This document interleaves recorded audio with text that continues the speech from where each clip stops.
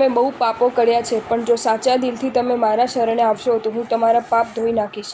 ગુંડાના ડરથી તમે પોલીસના શરણે ભલે ચાલ્યા જાઓ, પોલીસ તમને બચાવી જ લે એ નક્કી નહીં.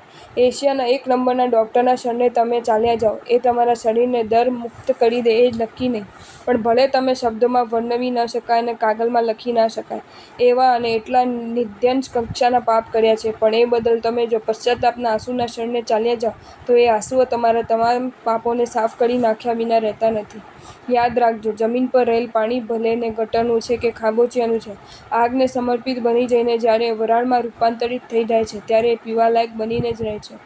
પાપો ભલે ને કાતિલ છે અને ક્રૂર છે, પશ્ચાતાપના આંસુઓને એ સમર્પિત બની જાય છે ત્યારે એ આંસુઓને પાડનારો વંદનીય બનીને જ રહે છે.